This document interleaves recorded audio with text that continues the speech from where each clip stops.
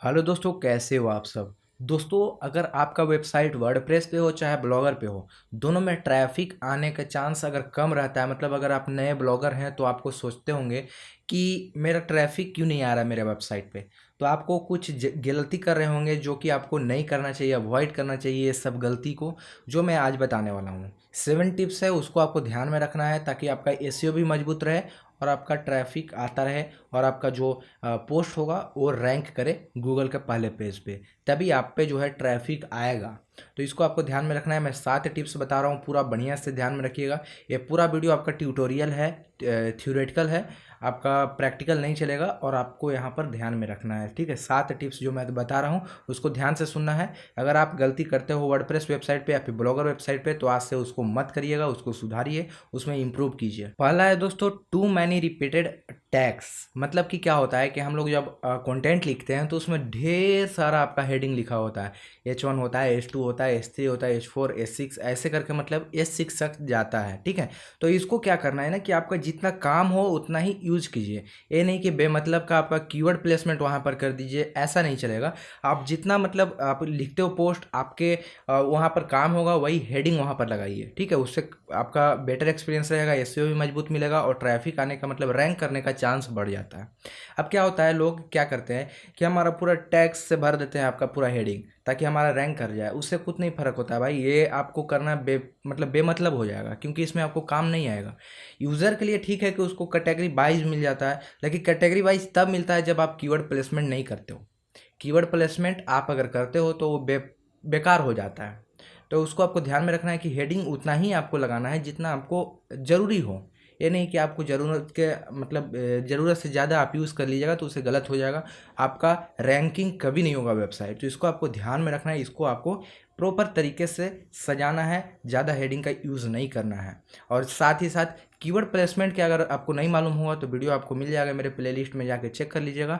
और keyword placement कीजिए और ऐसा लिखिए कीवर्ड कि आपका सेंटेंस बने, ना कि आप जहां मन तहां आप जो है कीवर्ड प्लेस कर दे रहे हो, इससे आपका दिक्कत होगा ही।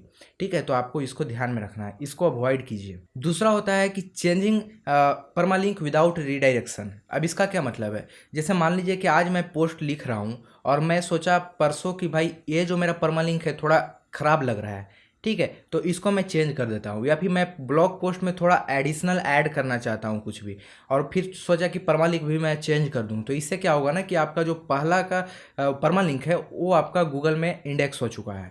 आप कोई भी सर्च करेगा उस पोस्ट से रिलेटेड तो वहाँ पर वो परमालिंक दिखाई देगा और वो पोस्ट खुलेगा। जबकि आप अगर चेंज कर दोगे अपना परमालिंक तो उसमें वो नहीं शो करेगा और वहाँ पर 404 का एरर आएगा, जिसका आपको नहीं करना है, ये अवॉइड करना है। उसमें क्या कीजिएगा ना कि आप जो पहले आपका जो आपका परमालिंक है उसको आप नए परमालिंक से ऐड कर दीजिए, रिडायरेक्ट कर दीजिए, ताकि उस पोस्ट पे भी कोई जाए तो आपका यहाँ पर आ जाए। ठीक है, मतलब सेकेंड वाला जो नई न्यू वाला परमालिंक है उस पर विजिट कर जाए और ये वाला पोस्ट उसको दिखाई दे दे।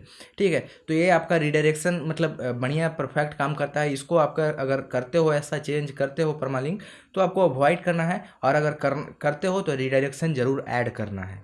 ठीक है, तीसरा है मिसिंग साइट मैप। अब इसका क्या मतलब है, इसका मतलब ये है कि जब से मान लीजिए हमको इंडेक्स कराने के लिए गूगल को बताना पड़ता है कि भाई मेरा जो है पोस्ट आया है, मेरा वेबसाइट पे एक पोस्ट आया, आप उसको क्रॉल करो। बिंग को भी बताना पड़ता है, मतलब हर सर्च इंजन को आपको बारी बारी से बताना होता है कि मेरे वेबसाइट पे ये मतलब पोस्ट आया है, इसको आप क्रॉल कीजिए और गूगल में रैंक करवाइए। अब होता क्या है, जैसे मान लीजिए कि आपको गूगल सर्च कंसोल के लिए आपको साइट मैप जनरेट करके डालना होता है, बिंग के लिए भी डालना होता है, दोनों के लिए साइट मैप आपको डालना होता है। और अगर आप नहीं डालते हो तो वो आपका गूगल मतलब क्रॉल नहीं कर पाता है कि भाई आपके पास कुछ आया है वेबसाइट में कि नहीं आया है। तो आपको इसको ध्यान में रखना है, अगर आपको मतलब वेबसाइट को रैंक करवाना है तो आपको साइट मैप जरूर डालना होता है, अप्रूव करवाना होता है, वहाँ पर डालना होता है। अब साइट मैप डालकर आपको क्या करना है, बारी बार से इंडेक्स करवाना है अपना जो भी आप रीडायरेक्ट मतलब पोस्ट लिख रहे हो उसका परमालिंक को वहाँ पर आपको बताना होता है कि मेरा एक नया पोस्ट आया है, ये उसका परमालिंक है, यहाँ पर इसको क्रॉल करवाना है। तो उसको आपको ध्यान में रखना है, मतलब कि आपको साइट मैप जरूर डालना है, चाहे वो गूगल सर्च कंसोल हो या फिर आपका बिंग मतलब वेब मास्टर टूल हो, या फिर आप कोई भी ऐसा गूगल सर्च मतलब सर्च इंजन का काम करता है, वहाँ पर आपको इसको डालना है। तो इसको आपको ध्यान में रखना है। चौथा होता है इमेज नेम और अल्ट टेक्स्ट। अब क्या होता है कि जैसे मान लीजिए कि हम ब्लॉग पोस्ट लिख रहे हैं कि कीवर्ड क्या है, और हम लोग गूगल में सर्च किए और फ्री जो कॉपीराइट फ्री होता है इमेज हम लोग डाउनलोड कर लेते हैं और उसको वैसे ही अपलोड कर देते हैं। ये गलत होता है, क्योंकि उसका जो कीवर्ड आप मेन फोकस कीवर्ड है आपका, उसका उससे नेम चेंज करिए। जो इमेज आप डाउनलोड किए उसको नेम चेंज करिए। अब नेम कैसे चेंज करना है कि मान लीजिए लिखना है कि कीवर्ड क्या है, तो आपको लिखना है वहाँ पर कीवर्ड क्या है, और स्पेस जहाँ पर रहेगा उसको काट के वहाँ पर डैश लगा लीजिए या फिर अंडरस्कोर लगा दीजिए। ठीक है, मतलब स्पेस आपको नहीं लगाना है, डैश लगाइए या अंडरस्कोर लगा लीजिएगा। और अल्ट टेक्स्ट में क्या करना है कि आपका जो है मेन फोकस कीवर्ड भी आप ऐड कर सकते हो। टाइटल में आपका जो पोस्ट का टाइटल रहेगा वहाँ पर ऐड कर दीजिएगा या फिर मेन फोकस कीवर्ड ऐड कर दीजिएगा।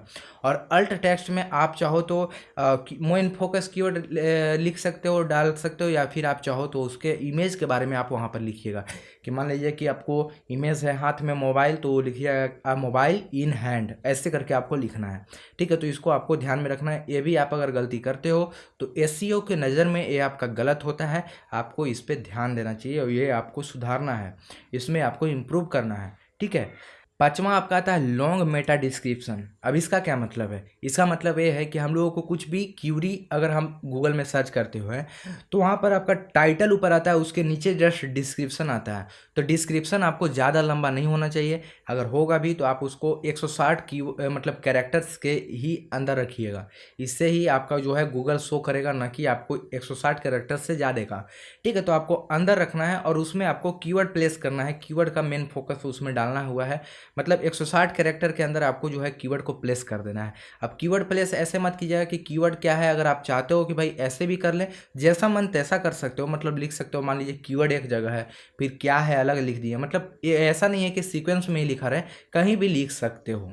ठीक है, तो मतलब कि 160 कीवर्ड 160 कैरेक्टर के अंदर आपको कीवर्ड होना चाहिए, तो इसको आपको ध्यान में रखना चाहिए। छठा आपका ये आता है कि नो कीवर्ड्स इन कंटेंट्स। अब इसका क्या मतलब है? इसका मतलब है कि नए ब्लॉगर आते हैं और उसको ट्रेंडिंग के बारे में पता चलता है, क्योंकि उनको अभी पता नहीं होता है कीवर्ड क्या होता है, कीवर्ड पे क्या काम करना पड़ता है, कैसे खोजना पड़ता है, ये सब उनको मालूम नहीं होता है। तो सिंपल क्या करते हैं कि जिसका भी न्यूज पता है उनको दिमाग में जो आता है वो लिखते जाते हैं, लिखते जाते हैं, सोचते हैं कि भाई कभी ना कभी तो रैंक करेगा। लेकिन भाई ऐसा रैंक नहीं होता है। आपको क्या करना है कि कीवर्ड को सर्च करना है, रिसर्च करना है, उसके बाद आप कंटेंट में, अपना कंटेंट में आप जो है जो भी कीवर्ड आप प्लेस करना चाहते हो, जिसके बारे में आप पोस्ट लिख रहे हो, उसको वहाँ पर ऐड करना होता है।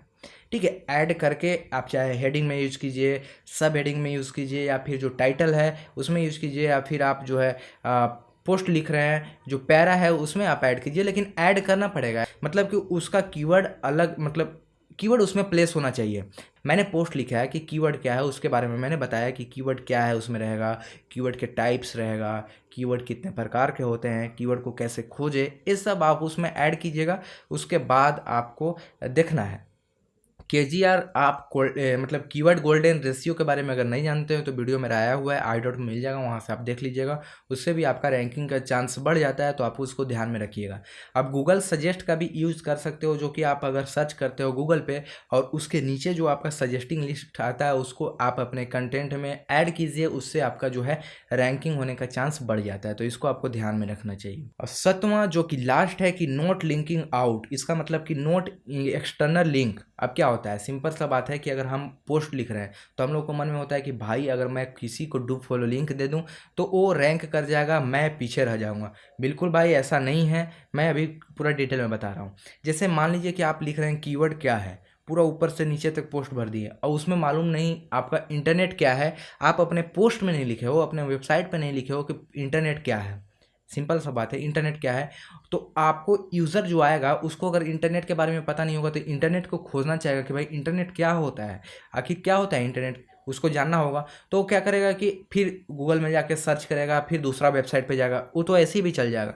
लेकिन अगर आप अपने कंटेंट में इंटरनेट क्या है कि लिंक मतलब आप कंपटीटर के डाल सकते हो, जाहिर सी बात है कंपटीटर ही होंगे, तो कंपटीटर के डाल सकते हो। वहाँ पर डू फॉलो दे दो, नो फॉलो दे दो, कोई भी लिंक एक दे दो। इससे क्या होगा कि गूगल को लगेगा कि अच्छा इसका संगति ऐसा ऐसा लोग से है, या फिर ऐसा कीवर्ड ये सजेस्ट दिया है, ऐसा यहाँ पर प्रोवाइड किया है, तो उसको से आपको मतलब गूगल में मतलब छवि जो पिक्चर बनता है बढ़िया बनता है।